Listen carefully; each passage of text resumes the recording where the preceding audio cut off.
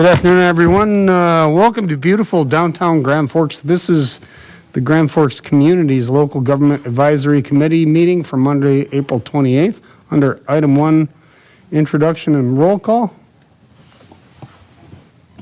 Sandy, Here. Weigel, Here. Hagan, Here, sorry. Rested. I see Yeah. him. Oh, there you are. Clavin. Here. Paul Messino. Here. Lancaster. Here. We have a quorum.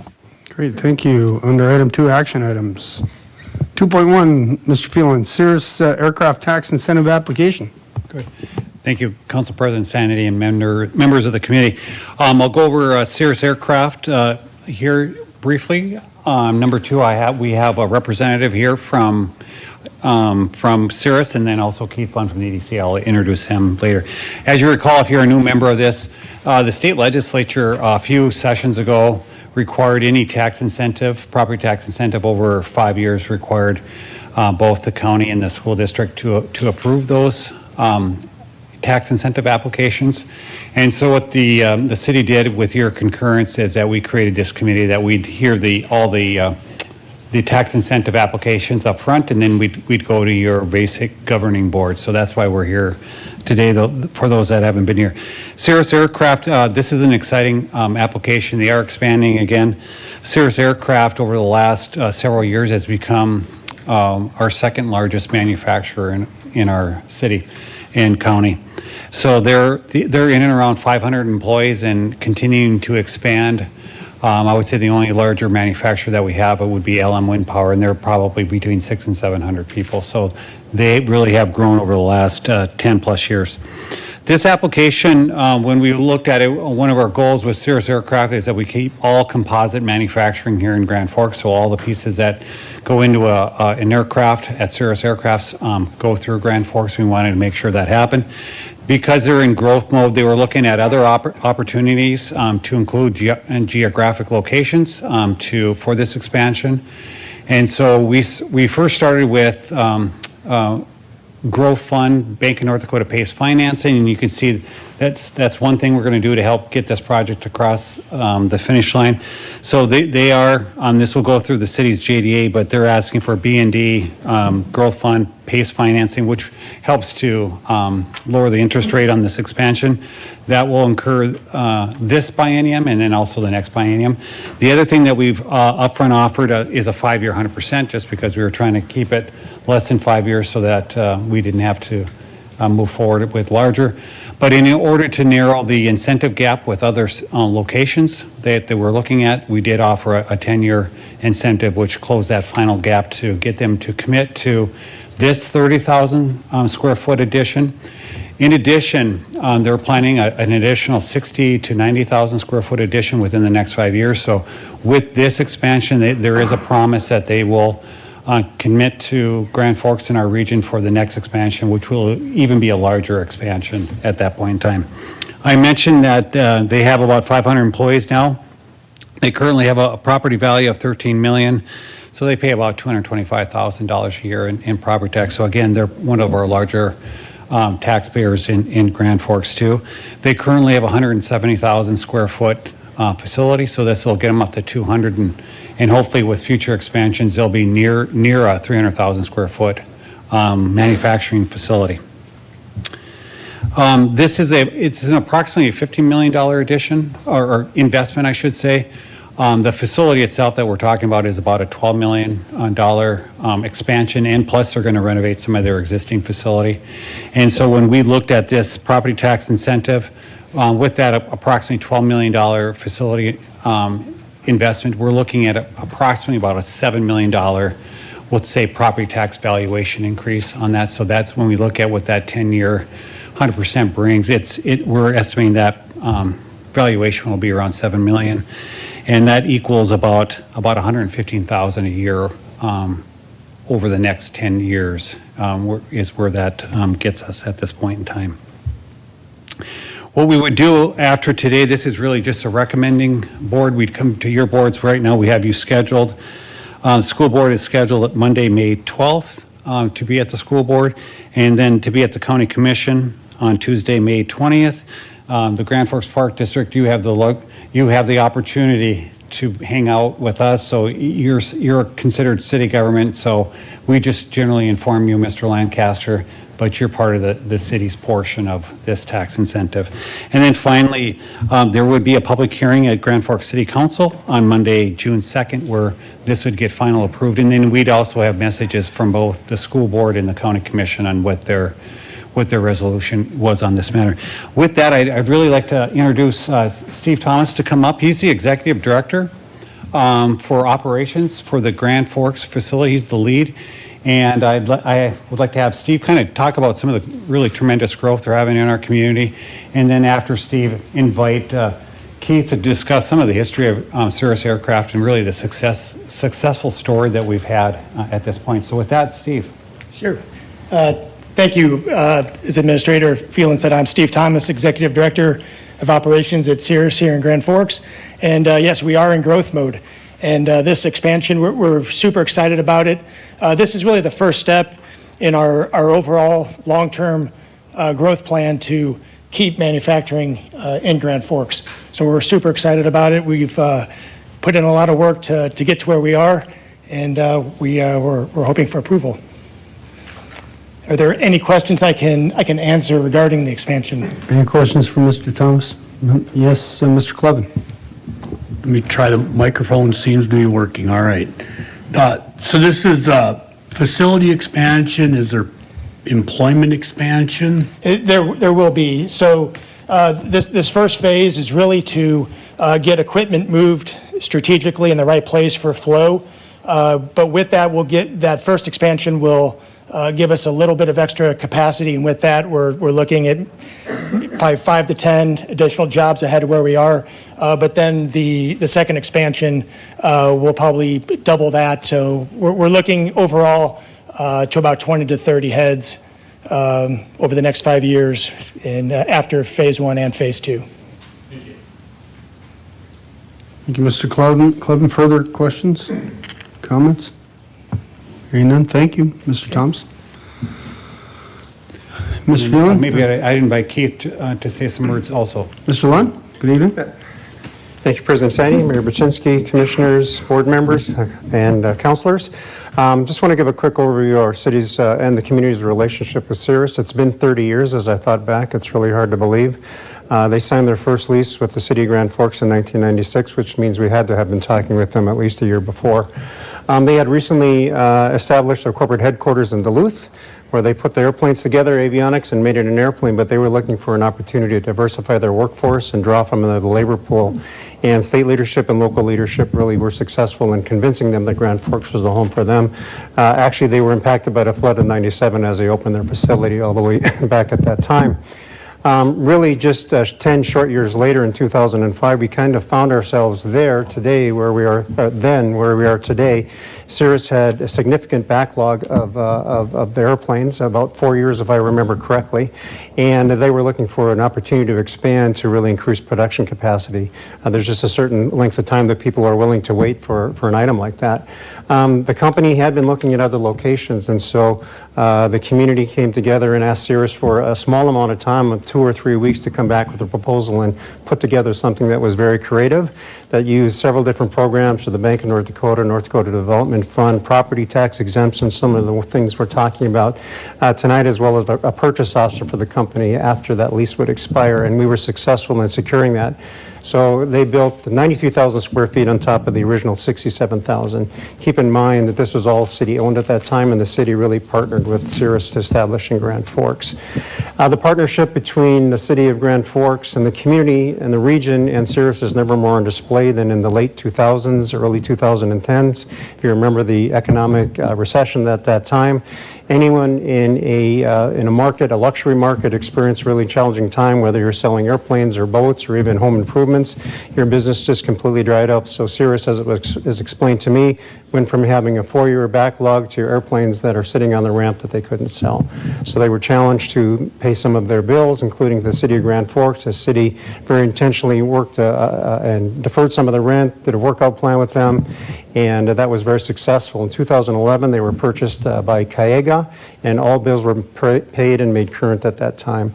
Since there's been a conversation on this subject, I'll just add that that transaction, Cayega China One Company, they went through the Committee on Foreign Investment of the United States and were approved for that transaction and were allowed to make that acquisition at that time. Moving forward, a number of other expansions, and we find ourselves today in a situation where Cirrus has a similar backlog in terms of their customer demand and great interest from other locations that would want them in their community. So I really applaud the city and others to really thinking about how we can secure their expansion in Grand Forks to ensure that when a carbon fiber component or a fiberglass component is constructed for a Cirrus airplane, that all those parts are made in Grand Forks. Happy to answer any questions that you might have. Any questions for Mr. Lund? No. Thank you, Mr. Lund. Thank you. That's all we have, Council President Sandy. Okay, thank you.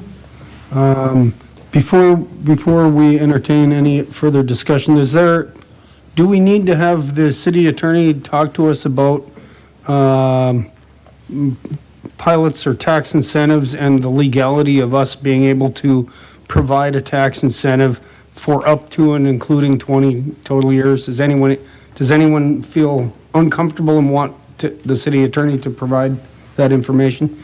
Yes, Mr. Clevin. I think this has been a very well vetted question. There's been a lot of dialogue, I know, on the school district side with our legal counsel, and I'm very comfortable with the understanding of what we're doing is perfectly compliant with Century Code. Thank you, Mr. Clevin. Ms. Hagan or Mr. Rusted, speak now or forever hold your peace if you're interested in having further discussion on this.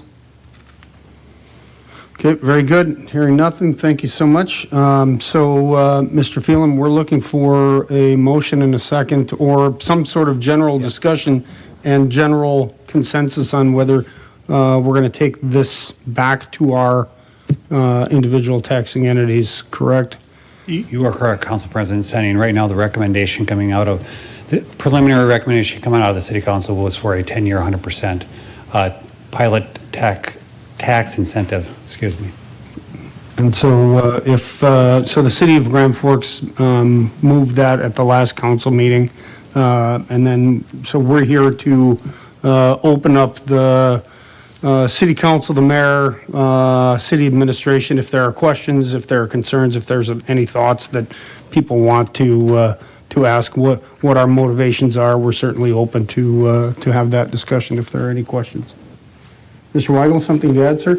I would just make a motion to approve staff recommendation as listed on the handout. Vice President Weigel is motioning for approval as to the staff, Grand Forks City Administration staff recommendation. Is there a second? Second by Clevin. Further discussion on the motion. Hearing none, all those in favor signify by saying aye. Aye. Opposed, same sign. Motion carries unanimously. Thank you. Moving right along. Item 3. We have an information item, and attached is a link to the Incentive General Information webpage. And 3.1, we'll start with Agristo.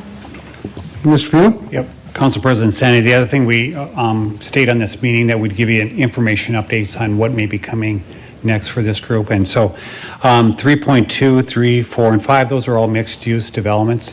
They're under a pre-application. I wouldn't anticipate those coming back to this local government advisory committee for the next few months, if they do indeed go forward. We're going to have them further vetted through our third-party financial group, Baker Tilly, and two of these projects will also need to go through planning and zoning. So there'll be some further vetting before they come back.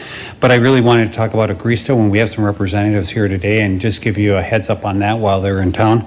Agristo, we've been working quite a bit, and obviously this project really came from the growers working over the last few years. The other thing that got signed today was the state of North Dakota approved and the governor signed today the $30 million forgivable line of credit. So that got signed today. And so really Agristo is really built up a team now that is going to focus on this North American investment in Grand Forks. So it's a really an incredible opportunity, not only for Grand Forks, but the entire region. You know, this will bring back lots of acres in our region for dry land potato growth with the European variety potato. And so that we're really creating a new industry with the Agristo investment, and it'll pay dividends not only for Grand Forks, but the entire region. Ruben Davos is here today. He's going to be the site leader on the construction side. He's here with his wife Marie, and they've been here for the last, I think, about a week, and they've been looking at Grand Forks from a livability perspective. Ruben's going to be here for the next few years. His wife Marie is going to be here, and they got 2 young children here. So this is a real big deal. And so just if you think what we're doing is hard, they're doing harder things because they're relocating here over the next few years, and they've gotten a taste of Grand Forks over the last week or so as they look at how they're going to settle here in Grand Forks. Also here today is Joachim Rovers, and Joachim has been here the longest. He's been a part of the working with the potato growers on competing with our potatoes versus this location in Wisconsin. So Joachim's here. And then finally, a gentleman named Andy Gullickson is here, and he was really a key person in and around the Grafton area with the growers up in that area. And so he really has worked hard over the last 3 years. So they were all in town today, so I asked them to show up here and maybe just say a few words and introduce themselves, and it would provide an opportunity for you to say hello and ask them some questions, because I think probably starting in June or July, I would anticipate the tax incentive will be in front of you. The tax incentive in this case is what the city's proposing at this time is a 20-year, 90% pilot tax incentive in this case, and even at the 20-year, 90%, that 10% is will make them one of the highest property taxpayers in Grand Forks County. This is the facility itself is a $450 to $500 million investment, and I think, our best educated guess is to say the building itself and the land will be valued around $170 million of that. There's an additional investment likely around $150 to $250 million for new potato storage for this. So it's going to be an incredible investment, not only for Grand Forks, but the entire region. So with that, I would, Ruben and Joachim, if you wouldn't mind introducing yourself and just say a few words about what you've been working on and what you will be working on and with this group here. Welcome to Grand Forks. Greetings. Thank you. So my name is Ruben de Vos. I'm here today with my wife, and I was here the whole week. I will be the project leader, the project manager of the complete project of Agristo. So we are very honored to have our first facility of French fry business here in the US. I have experience already in building some factories in Europe, but now it's not only a professional opportunity, but also for my family to move over to here, to see also with my children what we can do here, and hopefully make it a really good project. My name is Joachim Rovers. I'm here already around for the last 2 years, trying to get the best potatoes for him. Our study was find the best location for an Agristo factory in the US. And we traveled all around. We did Idaho, Washington, Alberta, so all the states we visited, and we came out in North Dakota. And end of last year, we have decided, okay, it will be North Dakota. That is the best fit location for Agristo to build our factory, and that is in combination with the potatoes we can grow, the varieties we can use, the dry land farming. So all those factors together made North Dakota as the best location for us. So we are starting with that. We are contracting potatoes already this year, growing seed potatoes, so we are in full swing to get it all prepared to have your factory ready somewhere 28? 28. 28, we want to have production up and running with the complete team. So busy times ahead.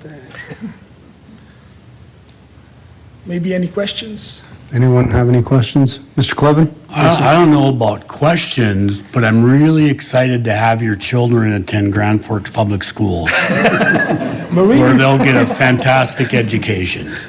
But I think you missed the most important part in North Dakota. I think you missed the people. And without a doubt, and I'm not a world traveler like you folks, but there's a reason I keep coming home to North Dakota. So, Let me answer on that. When we started our journey in the US, we had 3 checkpoints. Is there water available to grow potatoes for the coming 50 years? That's quite important for us. Is there additional land to grow our potatoes? Because we don't want to fight with the competition already from the first day onwards. And is there a culture where we will fit in? And that is for us, that were the 3 checkpoints, and I think that culture, that is for us priority number 1. And I said it always as a joke, but it is very serious. When we will have a factory here, and we have to visit that factory every month, and every month we have to say, shit, I have to go there again, then it will not work out. We feel home here, and that's why we are here. appreciate the very earthy feedback. And by the way, our wastewater plant is fantastic as well, so. And we are broadcast on television, so gotta make sure to mind our P's and Q's. But I appreciate your enthusiasm. It is what it Very is. much do. Further comments or questions? Maybe with that, Council President, maybe I could ask Andy to come up just from a regional perspective on getting some of his insights on this project. I know he's always a little bashful, but maybe he could give us some context on, what he's working with the growers in our region. Yes, sir. Hello. Andy Gullickson. I'm the grower representative for most of the growers in North Dakota and Minnesota. I work with them in some type of capacity. So I've been the liaison to the Agristo project since it started, with lots of help, of course. Currently, lots going on with the Agristo project, most of it on the grower side. Obviously a very large project on any level in potato production. Probably will be one of the biggest potato production facilities in the United States within a certain amount of time. So we have a long ways to go, a lot of seed production, a lot of production that we have to get online, and just a lot of things to do in the next couple of years because it's not a long ways away. Thank you for being here. And thank you and the potato growers for all the support in moving this project forward. Mr. Phelan? With that, Council President Sandy, that's all that we have for this meeting. Very good. And thank you all for being here. And if there's anything we can do personally, most of us, you can get our phone numbers on our websites or anything you need. So just let us know. Thanks for being welcome. Thank you. And then again, as Mr. Phelan mentioned, items 3.2, 3.3, 3.4, and 3.5 are informational items. They wanted to make sure that the pre-applications that we discussed last Monday night were readily available again for your organizations if they want to read them, even though they were on last Monday night's agenda. So with that, unless there are additional questions or comments or concerns, anybody has anything else to add for the good of the order? Yep, Mr. Clevin? Just to get a handle on kind of rough schedules, and I know all that's subject to change and all that, but items 3.2, 3.3, 3.4, 3.5, a general, what would be a realistic time frame for that to come back to this group for a request to forward on to the school district? Mr. Mayor, you have... Yeah, let me look, let's see if I can pull up each of them here. Oh, well, it's in the printed. There we go. I think, as you look at some of these, probably the 3.2 is going to take the longest because that's going to look at a zoning change, and there's a lot of community meetings, so you're probably 3 or 4 months away from that one. The rest, well, there's 2 that will take a little while. The rest could come up in the next, I would say, 2 to 3 months, and the other ones are probably 4 to 5. So thank you. If that helps. Yep. Thank you. Mr. Rusted or Ms. Hagan, any comments or questions? Nothing for me. Thank you, Mr. Rusted. I'll assume Ms. Hagan's okay too. Thank you, Ms. Hagan. I'm good. Thank you so much. Very good. Thank you. And thank you both for being here online tonight. With that, I'll move we adjourn by Weigel, second by Palmasino. Further comments? Hearing none. All those in favor signify by saying aye. Aye. Opposed, same sign. We're adjourned. Thank you, everyone.